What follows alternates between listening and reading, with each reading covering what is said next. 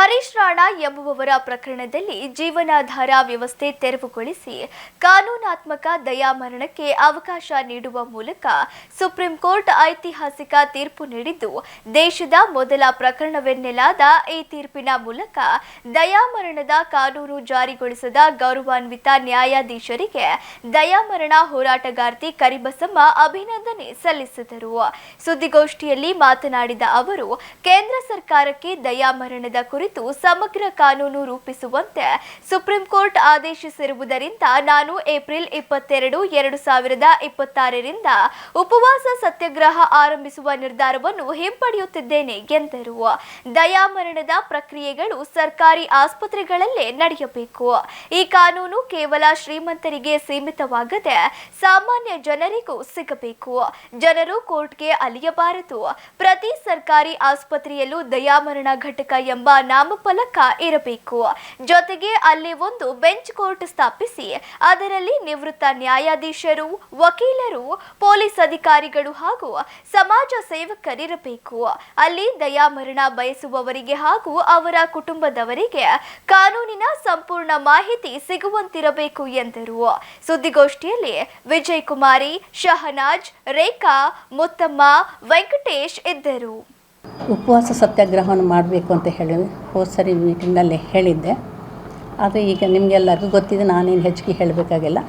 ಈಗ ಹೊಸ ತಿರುವು ಬಂದಿದ್ದರಿಂದ ಈ ಉಪವಾಸ ಸತ್ಯಾಗ್ರಹವನ್ನು ಬಿಡಬೇಕಾಯಿತು, ಬಿಟ್ಟಿದೆ. ಅದೆಲ್ಲ ಬರವಣಿಗೆ ಮುಖಾಂತರ ನಿಮ್ಮ ಎದುರಿಗೆ ಇದೆ.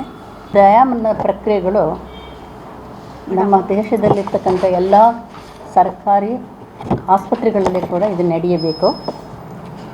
ಈ ಕಾನೂನು ಕೇವಲ ಶ್ರೀಮಂತರಿಗೆ ಮಾತ್ರ ಸೀಮಿತವಾಗದೆ ಸಾಮಾನ್ಯ ಜನರ ಲಭ್ಯವಿರಬೇಕು. ಜನರು ಕೋರ್ಟ್ ಅಲೆಯಂತಿರಬಾರದು. ಯಾಕೆಂದರೆ ಸಾಮಾನ್ಯ ಯಾರಿಗೂ ಗೊತ್ತಿರಲ್ಲ, ಇದು ಕೋರ್ಟು, ಲಾಯರ್ ಇರಬೇಕು ಇದೆಲ್ಲ. ಆದ್ದರಿಂದ ಸಾಮಾನ್ಯ ಜನರು ಕೂಡ ಇದು ಗೊತ್ತಾಗ್ತಾ ಇರಬೇಕು. ಪ್ರತಿ ಸರ್ಕಾರಿ ಆಸ್ಪತ್ರೆ ದಯಾಮರಣ ಘಟಕ ಅಂತಕ್ಕಂಥ ಒಂದು ಬೋರ್ಡ್ ಇರಬೇಕು, ಒಂದು ರೂಮ್ ಇರಬೇಕು. ಆ ರೂಮಿನಲ್ಲಿ ಪ್ರತಿ ಸರ್ಕಾರಿ ಆಸ್ಪತ್ರೆ ದಯಾಮರಣ ಘಟಕ ಎಂಬ ನಾಮಫಲಕ ಇರುತ್ತೆ. ಅಲ್ಲೇ ಒಂದು ಬೆಂಚ್ ಕೋರ್ಟ್ ಸ್ಥಾಪನೆ ಮಾಡಬೇಕು. ಆ ಬೆಂಚ್ ಕೋರ್ಟ್ನಲ್ಲಿ ನಿವೃತ್ತರಾಗಿರ್ತಕ್ಕಂಥ ನ್ಯಾಯಾಧೀಶರು, ವಕೀಲರು ಮತ್ತು ಪೊಲೀಸ್ ಅಧಿಕಾರಿಗಳು, ಮುಖ್ಯವಾಗಿರ್ತಕ್ಕಂಥ ಗಣ್ಯ ವ್ಯಕ್ತಿಗಳು ಮತ್ತು ಸಮಾಜ ಸುಧಾರಣೆ ಮಾಡ್ತಕ್ಕಂಥ ವ್ಯಕ್ತಿಗಳು, ಇವರೆಲ್ಲರೂ ಸೇರ್ತಕ್ಕಂಥ ಒಂದು ಘಟಕ ಇರಬೇಕು. ಅಲ್ಲಿ ಒಂದು ಬೆಂಚ್ ಕೋರ್ಟ್ ಇರಬೇಕು. ಬರ್ತಕ್ಕಂಥ ಜನರು ದಯಾಮರಣ ಕೇಳೋಕ್ಕೆ ಬರಲಿ, ಅವ್ರ ಕಡೆಯವ್ರು ಯಾರಾದರೂ ಬಂದರೆ ಅವರು ಆ ಬೆಂಚ್ ಕೋರ್ಟ್ನಲ್ಲಿ ವಿಷಯಗಳನ್ನು ಎಲ್ಲ ಅವ್ರಿಗೆ ತಿಳಿಸ್ಬೇಕು. ಮಾಹಿತಿಯನ್ನು ತಿಳಿಸಿದಾಗ ಅವ್ರಿಗೆ ಗೊತ್ತಾಗ. ಯಾಕೆಂದರೆ ಸಾಮಾನ್ಯ ಜನರು ಯಾರೂ ಇದು ಗೊತ್ತಿಲ್ಲ.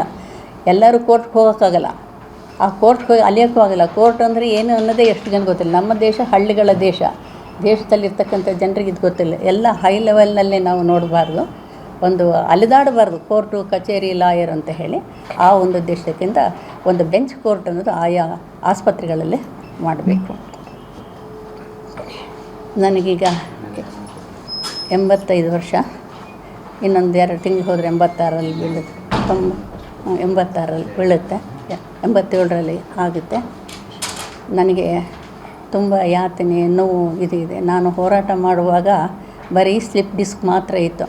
ಅದು ಅದನ್ನೇ ತಡ್ಕೊಳ್ಳೋಕ್ಕಾಗ್ದೇ ಈ ಹೋರಾಟಕ್ಕೆ ನಿಂತ್ಕೊಂಡೆ. ಒಂದು ಕಾರಣ ಇದಕ್ಕೇನಪ್ಪ ಹೋರಾಟಕ್ಕೆ ಅಂದರೆ, ನಾನು ಒಂದು 20 ವರ್ಷದವಳು ಇದ್ದಾಗ ಕಮ್ಯುನಿಸ್ಟ್ ಪಾರ್ಟಿ ಒಬ್ಬ ಲೀಡರು, ಅವರು ನನಗೆ ಆಪ್ರೇಷನ್ ಆದೆ, ಕರುಳು ಆಪ್ರೇಷನ್ ಆಗಿದೆ. ಅವ್ರಿಗೂ ಕೂಡ ನನ್ನ ಹಾಗೆ ಒಂದು ಕರುಳು ಆಪ್ರೇಷನ್ ಆಗಿತ್ತಂತೆ. ಯಾವ ರೀತಿ ಮೂತ್ರ ಚೀಲವನ್ನು ಹಾಕ್ತಾರೋ ಅದೇ ರೀತಿ ಕಕ್ಕಸ್ ಚೀಲವನ್ನು ಕೂಡ ಅವ್ರಿಗೆ ಹಾಕಬೇಕಂತ ಪ್ರಸಂಗ ಬಂದಾಗ ಅವ್ರಿಗೆ ತುಂಬ ಒಳ್ಳೆ ಲೀಡರ್ ಅಂದಮೇಲೆ ಇವರು ಜನ ಬಂದೇ ಬರ್ತಾರೆ. ಆವಾಗ ಅವ್ರಿಗೆ ನನಗೆ ಸಹಿಸೋಕ್ಕಾಗಲ್ಲ. ನನ್ನ ಎದುರಿಗೆ ಕೂತ್ಕೊಳ್ತಕ್ಕಂಥ ಜನರಿಗೆ ಯಾಕೆ ಇದಾಗುತ್ತೆ, ತುಂಬ ಬೇಜಾರು ಪಟ್ಕೊತಿದ್ರು. ಆವಾಗಲೇ ಅವರು ನಮ್ಮ ದೇಶಕ್ಕೆ ಯಾಕೆ ದಯಾಮರಣ ಬರಬಾರ್ದು ಅಂತ ಹೇಳಿ ಈಗ 60 ವರ್ಷದ ಕೆಳಗೆ ಕಮ್ಯುನಿಸ್ಟ್ ಪಾರ್ಟಿ ಲೀಡರ್ ಒಬ್ಬರಿಗೆ ಹೇಳಿದ ಮಾತು. ನಾನು ಅದನ್ನು ಓದಿದ ಮನಸ್ಸು ಏನೋ ಬಿಡು, ಏನೋ ಹೇಳ್ತಾರೆ ಅಂತ ಮಾಡಿದ್ದೆ. ಯಾವಾಗ ನನಗೆ ಸ್ಲಿಪ್ ಡಿಸ್ಕ್ ಆಯಿತೋ ಆದಾಗ ಎದೆ ಮೇಲೆ ತಟ್ಟೆ ಇಟ್ಕೊಂಡು ಊಟ ಮಾಡಿದೆ. ಆ ಒಂದು ಸ್ಥಿತಿನಲ್ಲಿ ಆವಾಗ ಅವ್ರದ್ದು ನೆನಪು ಬಂತು. ಅದಕ್ಕೋಸ್ಕರನೇ ಇವರು ಈ ಮಾತು ಹೇಳಿದ್ದಾರೆ, ದಯಾಮರಣ ಕಾನೂನು ಬರಬೇಕು ನಮ್ಮ ದೇಶದಲ್ಲಿ ಅಂತ ಹೇಳಿ. ಆವಾಗ ನನಗೆ ಒಂದು ಉತ್ಕಟ ಇಚ್ಛೆ ಆಯಿತು, ಈ ಕಾನೂನನ್ನು ನಮ್ಮ ದೇಶಕ್ಕೆ ತರಲೇಬೇಕು ಅಂತಕ್ಕಂಥ ಒಂದು ಹಠ ಬಂತು ನನಗೆ.